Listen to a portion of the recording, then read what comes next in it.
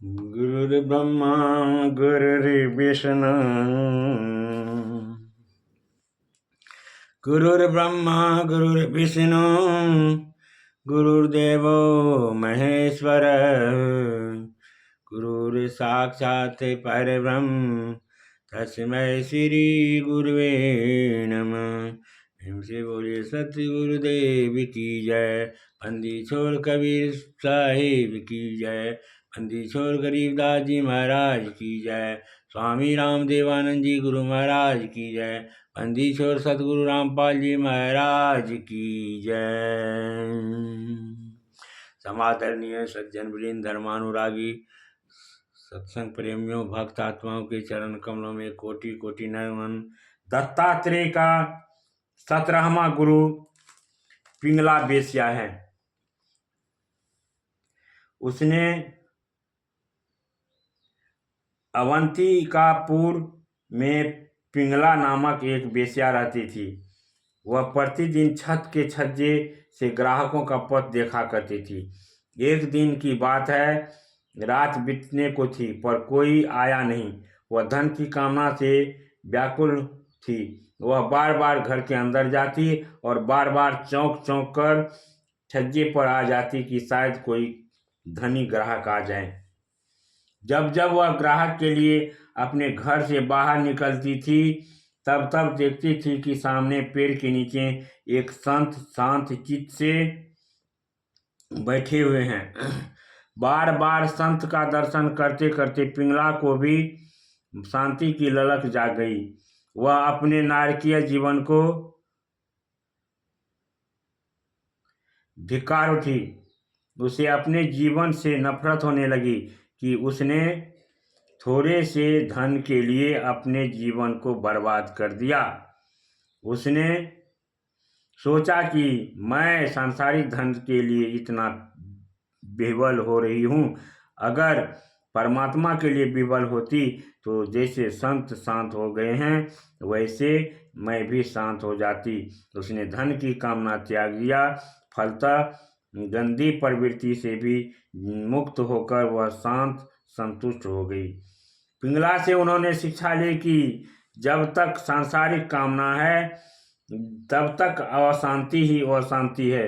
जब सांसारिक कामना का त्याग कर दिया जाता है तो पूर्ण शांति मिल जाती है। ये चीज मिल जाती तो बहुत अच्छा होता, लेकिन अगर नहीं मिलेगी तो अगर हम पहले से ही कैलकुलेट कर लें कि नहीं मिलेगी तो ज़्यादा से ज़्यादा क्या होगा, ये होगा ठीक है चलेगा। और जैसे ही तुम यह सोचोगे वैसे ही तुम्हारी चिंता भाग जाएगी।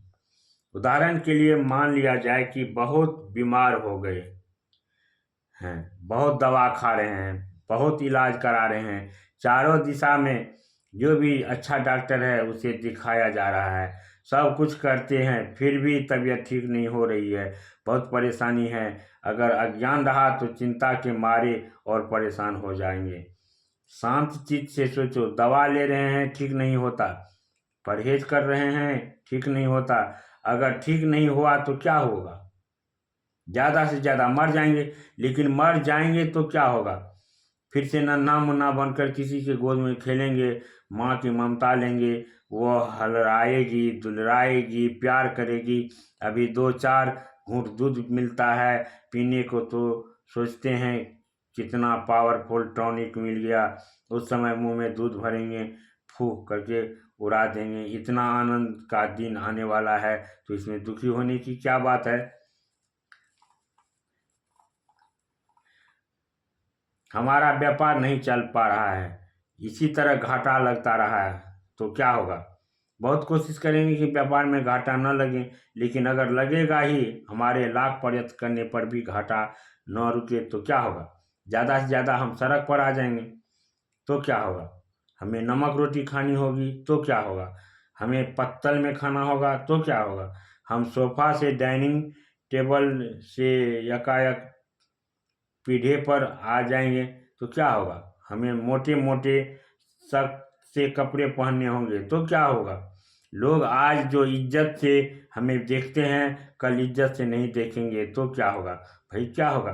राजी हैं हम उसी में जिसमें तेरी रजा है, यानी प्रभु पर समर्पित होकर के रहना होगा। बस अभी जो टेंशन है नो, जैसे चुटकी बजाते ही 1 मिनट में चिड़िया उड़ जाती है, वैसे ही सभी चिंता और तनाव फुर से उड़ जाते हैं। तो क्या होगा? तो होगा क्या? खा लिया भत्ता, उड़ा दिया पत्ता, न आज की चिंता न कल का फिक्र। पिंगला से उन्होंने हर स्थिति का सामना करने की शिक्षा ली।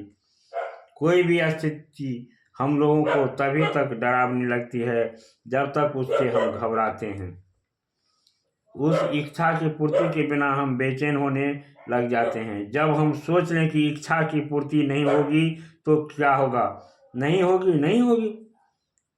तो जो स्थिति दारुण भयानक लग रही है वह सब समाप्त हो जाएगी। जब चुएगा तब छवाएंगे। 1 रुपया का नुकसान हुआ तो 99 रुपये का नुकसान तो नहीं कर लेंगे ना। बाहर की परिस्थिति प्रतिकूल हो गई तो अंदर की शांति नहीं न खो देंगे। बाहर दुख मिल रहा है तो अंदर के सुख को तिलांजलि तो नहीं न दे देंगे। पिंगला से दत्तात्रेय जी ने यही शिक्षा ली। शांति, सुख और प्रसन्नता। एक संत मिट्टी के टीले में आनंद मग्न बैठे हुए थे। एक कहानी उनके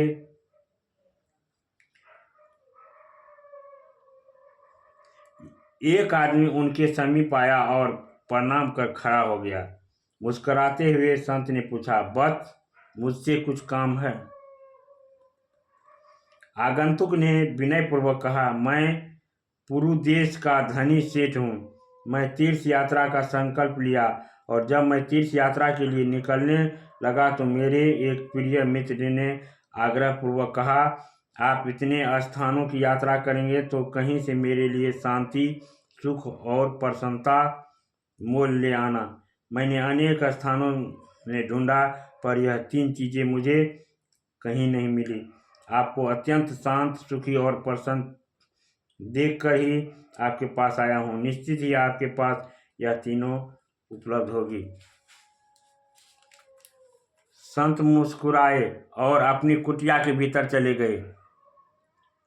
एक निमित्त के उपरांत ही लौटकर आए और एक कागज की पुड़िया देते हुए बोले, यह अपने मित्र को दे देना, पर तुम्हें इसे रास्ते में मत खोलना। व्यक्ति पुड़िया लेकर चला गया और पुड़िया अपने मित्र को दे दिया। मित्र ने एकांत में पुड़िया को खोला और उसमें रखी औषधि का सेवन कर वह कुछ ही दिन में सुखी, शांत और प्रसन्न हो गया। एक दिन वह धनी सज्जन मित्र के पास आया और बोला, मित्र, मुझे भी अपनी औषधि का कुछ अंश दे दो तो मेरा भी कल्याण हो जाएगा। मित्र ने पुड़िया खोलकर दिखाई। उसने लिखा था, अतः अंतःकरण में विवेक और संतोष से ही अस्थायी सुख, शांति और प्रसन्नता मिलती है। आप भी सुख, शांति और प्रसन्नता चाहते हैं तो उपरोक्त बातें याद रखें। प्रेम से बोलिए सतगुरुदेव की जय।